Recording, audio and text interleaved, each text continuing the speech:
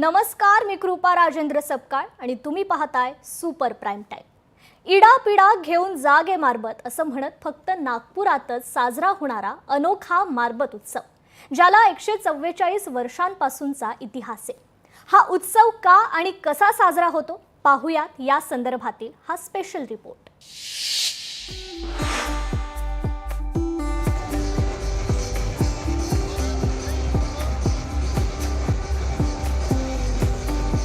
मारबत विदर्भाचा ऐतिहासिक आणि सांस्कृतिक वैभव म्हणून ओळखला जाणारा हा उत्सव 144 वर्षांहून अधिक काळाची परंपरा लाभलेला हा उत्सव नागपूरची ओळख आहे।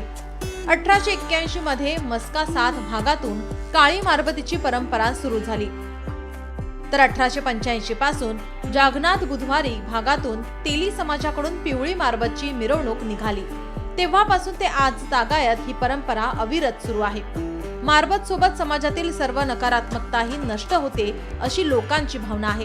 भगवान श्रीकृष्णाचा वध करण्यासाठी कंस मामाने पुतना मावशीला पाठवले होते। विषारी दूध पाजतानाच श्रीकृष्णाने पुतना राक्षसिनीचा वध केल्यानंतर रोगराई इडापिडा घेऊन जायगे मारबत अशा घोषणा देत गावाबाहेर मृतदेह जाळला होता अशी आख्यायिका आहे। तेव्हापासून पोळ्याच्या पाडव्याच्या पहाटेस पुतना मावशीचे प्रतीक म्हणून मारबत काढण्यात येऊन गावाच्या वेशी बाहेर जाळायची अशी प्रथा आहे। नागपूरमध्ये याही वर्षी या मारबतचा उत्साह पाहायला मिळाला। मारबत उत्सवाचा एक मुख्य आकर्षण म्हणजे बडगे। बडगे म्हणजे वेगवेगळ्या मुद्द्यांवर टीका करणारे पुतळे। त्या वर्षी समाजापुढे ज्या समस्या असतात, ज्या काही महत्त्वाचे राजकीय, आर्थिक, सामाजिक मुद्दे आणि प्रश्न असतात, त्यावर समाजाच्या वतीनं हे बडगे काढून टीका केली जाते। या वर्षी मारबत मध्ये मुख्य आकर्षणाचे केंद्र होते ते टॅरिफवर आणि ऑपरेशन सिंदूरवर भाष्य करणारे बडगे। मागच्या 144 वर्षापासून याची परंपरा सुरू आहे। ही एक आपल्या नागपूरचा राजा भोसले होता, तर ते बकाबाई म्हणून होती। तिने इंग्रजाला जाऊन भेटली आणि विद्रोह केला। त्याच्या उपलक्षमध्ये ही मारबत उत्सव काढण्यात आला। महागाईच्या बळग्याला आता नवीन तो लोकशाहीच्या बळग्या, अजून लव जिहादचा बळग्या आला। 101 बळगे निघतात। हे सगळ्यांसाठी खुली चेतावणी राहते की अब तो भी रुको, अब तो भी समजो, कुछ करो। ज्वलंत प्रश्न असतात, बळग्याच्या माध्यमातून संदेश देण्यात येतात।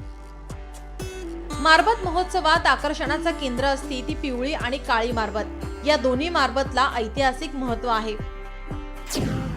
स्वातंत्र्यपूर्व काळात इंग्रजांच्या अत्याचारांनी जनता त्रस्त झाली होती।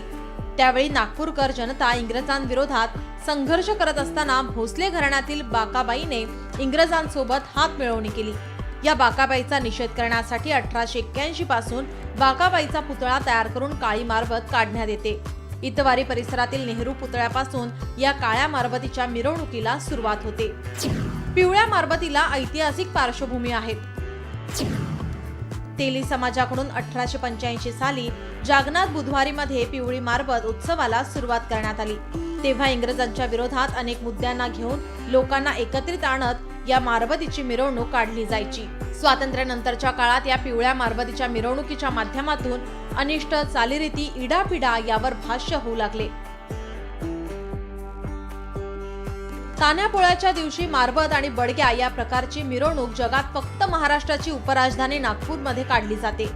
घेऊन जागे मारबत अशा घोषणा देत निघालेली ही मिरवणूक जुने विचार सोडून जगण्याकडे सकारात्मकतेने पाहण्याचा दृष्टिकोन देत असते।